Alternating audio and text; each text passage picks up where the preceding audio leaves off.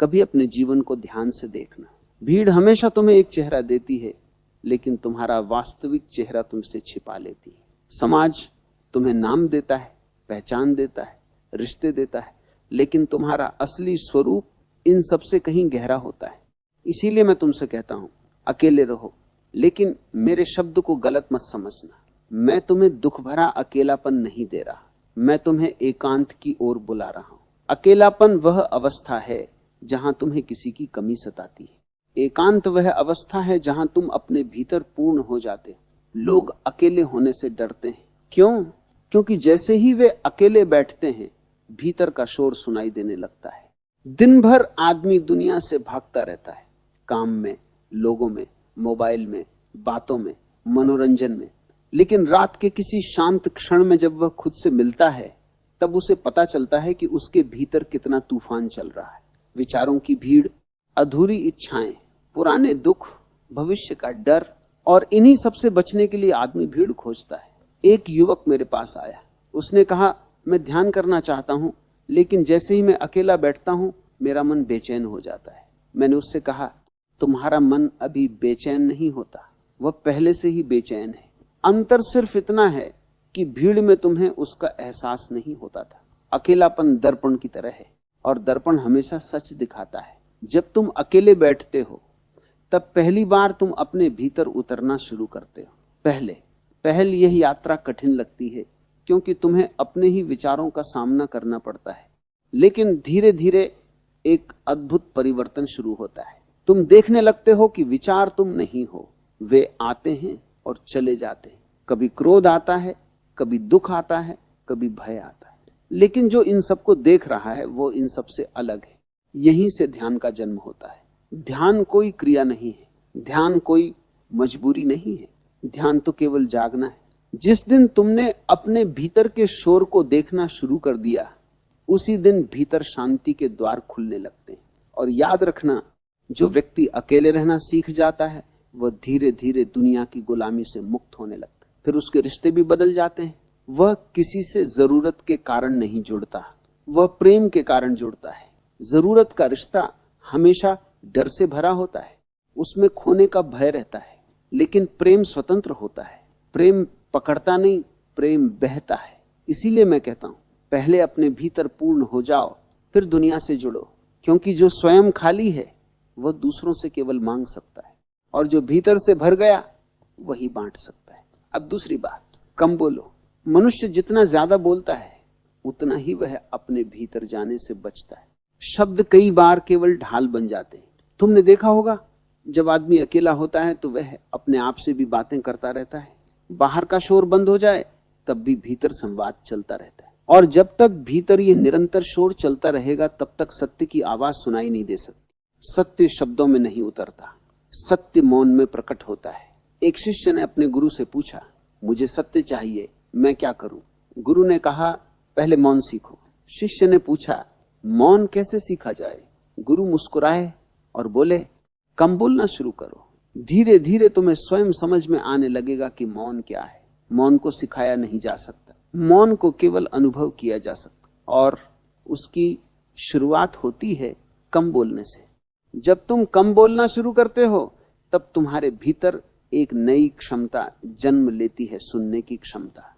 पहले तुम सिर्फ जवाब देने के लिए सुनते थे, अब तुम समझने के लिए सुनने लगते हो, और यही परिवर्तन ध्यान की शुरुआत है। ज्यादातर लोग सुनते नहीं, केवल इंतजार करते हैं कि सामने वाला कब चुप हो ताकि वे बोल सकें। इसलिए दुनिया में इतने शब्द हैं, लेकिन इतनी कम समझ है। जो व्यक्ति भीतर से खाली नहीं है, वह सुन ही नहीं सकता। उसका मन पहले से भरा हुआ है, धारणाओं से, निष्कर्षों से, अहंकार से। मैं तुमसे कहता हूं, जब कोई तुमसे बात करे, तुरंत प्रतिक्रिया मत देना। थोड़ा ठहरना, थोड़ा देखना, थोड़ा महसूस करना।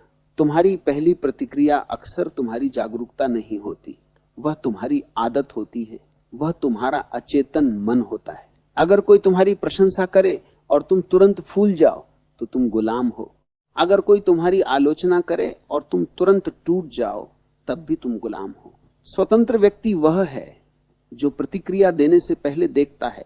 एक बार एक व्यक्ति ने मुझे बहुत अपशब्द कहे, मैं शांत खड़ा रहा, वह और क्रोधित हो गया। उसने पूछा, क्या तुम्हें मेरी बातें सुनाई नहीं दे रही? मैंने कहा, सुनाई दे रही हैं, लेकिन मैं उन्हें स्वीकार नहीं कर रहा। वह चौंक गया। उसने पूछा, इसका क्या अर्थ? मैंने कहा, अगर कोई तुम्हें उपहार दे और तुम उसे लेने से मना कर दो, तो वह उपहार किसके पास रहेगा? वो बोला, देने वाले के पास। मैंने कहा, ठीक वैसे ही तुम्हारा क्रोध भी तुम्हारे पास ही रहेगा। यही है कम बोलने की कला। हर बात का उत्तर देना जरूरी नहीं, हर युद्ध में उतरना जरूरी नहीं। धीरे धीरे तुम अपने भीतर एक दूरी महसूस करोगे। विचार आएंगे, लेकिन तुम उनसे चिपकोगे नहीं। भावनाएं उठेंगी, लेकिन वे तुम्हें बहाकर नहीं ले जाएंगी। और यही दूरी ध्यान है। अब तीसरी बात, आगे बढ़ो। लेकिन ध्यान रखना, आगे बढ़ना किसी और से आगे निकलना नहीं। जीवन कोई प्रतियोगिता नहीं। दुनिया तुम्हें लगातार सिखाती है कि दूसरों से बेहतर बनो। इसी कारण मनुष्य हमेशा तनाव में जीता है, क्योंकि कोई ना कोई हमेशा उससे आगे होता है। मैं तुमसे कहता हूं, दूसरों से नहीं, अपने पुराने स्वरूप से आगे बढ़ो। कल तुम जितने अचेतन थे, आज उससे थोड़ा अधिक जागरूक हो जाओ। बस इतना ही काफी है। जीवन को दौड़ बना दोगे तो थक जाओगे, उसे यात्रा बना लोगे तो आनंदित रहोगे। एक बीज को देखो, वह कभी शोर नहीं करता, वह घोषणा नहीं करता कि मैं वृक्ष बनने वाला हूं। वह चुपचाप मिट्टी में उतरता है, अंधेरे में रहता है, अकेला रहता है, और उसी मौन में उसके भीतर जीवन फूटता है। मनुष्य भी एक बीज की तरह है, लेकिन समस्या यह है कि वह हर समय बाहर व्यस्त है, भीड़ में खोया हुआ, शब्दों में उलझा हुआ, दूसरों की नजरों में जीता हुआ। ऐसा व्यक्ति कभी भीतर अंकुरित नहीं हो सकता। तुम्हें भी कभी कभी अपने भीतर उतरना होगा, मिट्टी की तरह शांत होना होगा, अंधेरे से डरना बंद करना होगा। क्योंकि जो भीतर उतरने का साहस करता है, वही वास्तव में बढ़ता है। बाहर की उपलब्धियां केवल छाया हैं, असली वृक्ष भीतर उगता है। और याद रखना, जो भीतर बढ़ता है उसे दुनिया की कोई शक्ति रोक नहीं सकती, क्योंकि उसकी यात्रा बाहर की नहीं होती, उसकी यात्रा चेतना की होती है। अब मैं तुमसे फिर कहता हूं, अकेले रहो, कम बोलो, आगे बढ़ो। यह केवल शब्द नहीं है, यह आत्मा के द्वार खोलने की कुंजी है। अब मैं तुम्हें और गहराई में ले जाना चाहता हूं, क्योंकि अभी तक तुमने केवल बाहर की भीड़ को देखा है। अब भीतर की भीड़ को देखना जरूरी है। तुम सोचते हो कि तुम अकेले हो, लेकिन क्या सच में तुम अकेले हो? अपने भीतर झांक कर देखो, वहां कितनी आवाजें रहती है। कभी पिता की आवाज बोलती है, कभी माँ की, कभी समाज की, कभी शिक्षक की, कभी धर्म की, और धीरे धीरे तुम उन सब आवाजों को ही अपना स्वर समझ लेते हो। यही कारण है कि मनुष्य अपने वास्तविक स्वरूप को भूल गया है। वह दूसरों के विचारों का संग्रह बनकर रह गया है। इसलिए मैं कहता हूं, अकेले होने का वास्तविक अर्थ है भीतर की भीड़ से मुक्त होना। यह साधारण बात नहीं है, ये सबसे बड़ी क्रांति है। बाहर की क्रांतियां केवल व्यवस्थाएं बदलती, लेकिन भीतर की क्रांति मनुष्य को बदल देती। एक सम्राट एक संत के पास गया। उसने कहा, मुझे शांति चाहिए, मुझे बताइए क्या करूं? संत ने उत्तर दिया, अपने भीतर से दूसरों को निकाल दो। सम्राट हैरान रह गया। उसने कहा, यह कैसे संभव है? संत मुस्कुराए और बोले, जब तुम शांत बैठकर अपने विचारों को देखोगे, तब तुम्हें समझ आएगा कि उनमें से अधिकतर तुम्हारे हैं ही नहीं। और जिस दिन ये समझ पैदा हो जाती है, उसी दिन भीतर परिवर्तन शुरू हो जाता है। ध्यान विचारों से लड़ना नहीं, ध्यान केवल देखना है। जो व्यक्ति देखना सीख जाता है, उसके भीतर धीरे धीरे झूठ गिरने लगते हैं। अब समझो, कम बोलना इतना जरूरी क्यों है? क्योंकि अहंकार शब्दों में जीता है। उसे हर समय खुद को साबित करना होता है, उसे बहस करनी होती है, उसे सही दिखना होता है, उसे जीतना होता है। मौन को कुछ साबित नहीं करना पड़ता। इसलिए जागरूक व्यक्ति कम बोलता है। वह शब्दों का उपयोग करता है, लेकिन शब्दों में खोता नहीं। तुम जितना ज्यादा बोलते हो, उतना ज्यादा तुम्हारा अहंकार मजबूत होता है, और जितना ज्यादा तुम मौन में उतरते हो, उतना ज्यादा वह कमजोर होने लगता है। धीरे धीरे एक दिन ऐसा आता है जब भीतर का मैं ढीला पड़ने लगता है। डरना मत, यही मुक्ति की शुरुआत है। अहंकार का टूटना मृत्यु जैसा लगता है, लेकिन वास्तव में वही नया जन्म है। अब तीसरी बात, आगे बढ़ो, लेकिन अब इसे और गहराई से समझो। आगे बढ़ना कुछ बनने की यात्रा नहीं, आगे बढ़ना कुछ खोने की यात्रा है। दुनिया तुम्हें सिखाती है, कुछ बनो, नाम कमाओ, पहचान बनाओ। मैं तुमसे कहता हूं, अपने भीतर खाली हो जाओ, क्योंकि जो पहले से भरा हुआ है उसमें नया कुछ प्रवेश नहीं कर सकता। एक नदी को देखो, वह कभी यह नहीं सोचती कि उसे समुद्र बनना है, वह बस बहती रहती है और एक दिन बहते बहते समुद्र में विलीन हो जाती है। अगर नदी रुक जाए तो वह सड़ने लगेगी। बहना ही उसका जीवन है। मनुष्य भी ऐसा ही है। जो अहंकार में रुक गया वह भीतर से मर गया, जो मौन में बहता रहा वह विशाल होता चला गया। तुम एक बूंद की तरह हो। अहंकार कहता है मत गिरो, तुम खत्म हो जाओगे, लेकिन अस्तित्व कहता है गिरो और पूरे समुद्र बन जाओ। यही आगे बढ़ना है। यह बाहर सफलता पाने की यात्रा नहीं, यह भीतर विलीन होने की यात्रा है। और जिस दिन तुमने स्वयं को छोड़ दिया उसी दिन तुम्हें पहली बार स्वयं की झलक मिलेगी। इसलिए मैं फिर कहता हूं, अकेले रहो, कम बोलो, आगे बढ़ो, क्योंकि जो स्वयं को खो देता है वही वास्तव में स्वयं को पा लेता है।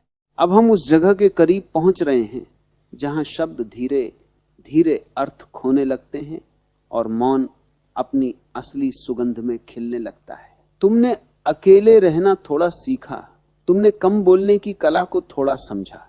अब अगला कदम है अपने भीतर के मौन को पहचानना। ध्यान रखना, मौन का अर्थ केवल इतना नहीं कि तुम्हारे होंठ शांत है। तुम बाहर से चुप हो सकते हो, लेकिन भीतर पूरा बाजार चल रहा हो सकता है। असली मौन भीतर जन्मता है और ये मौन दबाने से नहीं आता। बहुत लोग अपने विचारों से लड़ते हैं। वे सोचते हैं कि विचारों को रोक देना ही ध्यान है। नहीं, विचारों को रोकने की कोशिश मत करो। जो रोका जाता है वो और शक्तिशाली होकर लौटता है। सिर्फ देखो, विचार आ रहे हैं, उन्हें आने दो। विचार जा रहे हैं, उन्हें जाने दो। तुम केवल साक्षी बने रहो। आकाश कभी बादलों से परेशान नहीं होता। बादल आते हैं, जाते हैं, बदलते रहते हैं, लेकिन आकाश शांत रहता है। तुम भी आकाश हो। विचार केवल बादल है, लेकिन समस्या यह है कि तुमने अपनी पहचान बादलों से बना ली है। इसलिए हर विचार तुम्हें हिला देता है। कभी क्रोध आता है तो तुम कहते हो मैं क्रोधित हूं, कभी दुख आता है तो कहते हो मैं दुखी हूं। नहीं, क्रोध आया है और चला जाएगा, दुख आया है और चला जाएगा। जो देख रहा है वह इन सबसे अलग है। एक आदमी नदी के किनारे बैठा था। वह लंबे समय तक बहते हुए पानी को देखता रहा। अचानक उसके भीतर एक समझ पैदा हुई। उसने देखा पानी बह रहा है, लेकिन देखने वाला नहीं बह रहा। उस क्षण पहली बार वह साक्षी बना। ध्यान यही है। विचार बहते रहते हैं, लेकिन तुम भीतर स्थिर बने रहते हो। धीरे धीरे जब ये समझ गहरी होने लगती है, तब विचारों की पकड़ कमजोर होने लगती है। और एक दिन ऐसा आता है जब भीतर कुछ क्षणों के लिए पूर्ण शांति उतरती है। ना कोई विचार, ना कोई इच्छा, ना कोई संघर्ष, सिर्फ उपस्थिति। उस अवस्था को शब्दों में समझाना संभव नहीं, क्योंकि शब्द हमेशा सीमित होते हैं और मौन असीम है। अब समझो आगे बढ़ने का यहाँ क्या अर्थ है। अब आगे बढ़ना कहीं पहुंचना नहीं है। अब आगे बढ़ना मतलब अपने भीतर और गहराई में उतरना है। मनुष्य के भीतर कई परतें हैं। पहली परत विचारों की, दूसरी भावनाओं की, तीसरी अहंकार की, और इन सब के पीछे एक शुद्ध चेतना है। वही तुम्हारा वास्तविक स्वरूप है। वह ना जन्म लेता है ना मरता है, वो हमेशा से है, लेकिन तुमने उसे कभी जाना नहीं, क्योंकि तुम्हारा ध्यान हमेशा बाहर रहा। भीड़ में, संबंधों में, उपलब्धियों में, भविष्य की चिंताओं में। अब जब तुम मौन में उतरते हो, तब पहली बार तुम अपने वास्तविक अस्तित्व को छूते हो।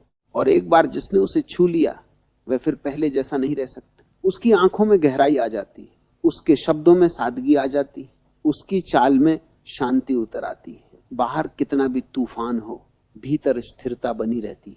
एक साधक ने मुझसे पूछा, क्या ध्यान का कोई अंतिम लक्ष्य है? मैंने कहा, ध्यान का कोई लक्ष्य नहीं, ध्यान स्वयं लक्ष्य है। क्योंकि जैसे ही तुम लक्ष्य बनाते हो, तुम भविष्य में चले जाते हो, और ध्यान हमेशा वर्तमान में होता है। ये क्षण, यही सब कुछ है। अगर तुम इस क्षण में पूरी तरह उतर जाओ तो तुम्हें कुछ और पाने की जरूरत नहीं बचेगी। इसलिए मैं फिर कहता हूं, अकेले रहो, कम बोलो, आगे बढ़ो। और अब इसका अर्थ है, अपने भीतर इतनी गहराई तक उतर जाओ जहां कोई शब्द ना पहुंचे, जहां कोई विचार ना पहुंचे। वही सत्य है, वही शांति है, वही वह खजाना छिपा है जिसे तुम पूरी जिंदगी बाहर खोजते रहे। अब मैं तुम्हें जीवन के एक और गहरे रहस्य के पास ले जाना चाहता हूं। क्योंकि मौन को छू लेना पर्याप्त नहीं है। सवाल यह है, क्या तुम उस मौन को जीवन में जी सकते हो? जंगल में शांत बैठ जाना आसान है, पहाड़ों में जाकर ध्यान करना आसान है, लेकिन भीड़ के बीच शांत रहना यही असली साधना है। मैं तुमसे भागने को नहीं कहता, मैं तुमसे जागने को कहता हूं। भागना डर है, जागना समझ है।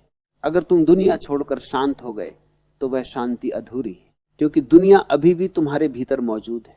लेकिन अगर तुम दुनिया के बीच रहकर भी भीतर शांत हो गए, तब समझना कि तुम्हारी जड़ें गहरी हो चुकी। एक कमल के फूल को देखो, वह कीचड़ में पैदा होता है, पानी में रहता है, फिर भी पानी उसे छू नहीं पाता। यही जीवन का रहस्य है। तुम्हें दुनिया से भागना नहीं है, तुम्हें उसके बीच जागना है।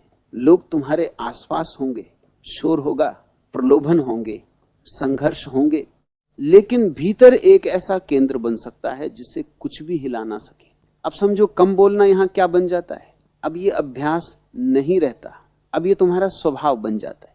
तुम बोलते हो, लेकिन केवल उतना जितना आवश्यक है। तुम्हारे शब्द अब शोर नहीं पैदा करते, वे मौन से जन्म लेते हैं। पहले तुम शब्दों से मौन की ओर जा रहे थे, अब मौन से शब्दों की ओर लौट रहे हो। और यही फर्क है जागरूक और अचेतन व्यक्ति में। अचेतन व्यक्ति शब्दों में जीता है, जागरूक व्यक्ति मौन में जीता है और जरूरत पड़ने पर शब्दों का उपयोग करता है। अब तीसरी बात आगे बढ़ो। अब इसका अर्थ है हर क्षण में होशपूर्ण होना। तुम चल रहे हो, जागो। तुम खा रहे हो, जागो। तुम बोल रहे हो, जागो। तुम सुन रहे हो, जागो। हर छोटी क्रिया ध्यान बन सकती है अगर तुम उसमें पूरी तरह उपस्थित हो। एक शिष्य ने पूछा, ध्यान क्या है? मैंने कहा, जब तुम चाय पीते हो तो सिर्फ चाय पीना ही ध्यान है। वो हंस पड़ा। उसने कहा, यह तो बहुत साधारण बात है। मैंने कहा, साधारण ही सबसे असाधारण है अगर तुम उसे पूरी जागरूकता से जी लो। समस्या यह है कि तुम कभी पूरी तरह किसी काम में नहीं होते। तुम खाना खाते हो और मन कहीं और होता है। तुम किसी से बात करते हो और भीतर दूसरी बातें चल रही होती। तुम चलते हो लेकिन तुम्हारा ध्यान भविष्य में भटक रहा होता है। तुम हमेशा बंटे हुए हो और बंटा हुआ मन कभी शांत नहीं हो सकता। जिस दिन तुम पूरी तरह वर्तमान में उतर जाओगे, उसी दिन भीतर एक गहरी शांति उतर आएगी। फिर तुम भीड़ में भी अकेले रह सकोगे। तुम बोलोगे लेकिन भीतर मौन रहेगा। तुम काम करोगे लेकिन तनाव नहीं रहेगा।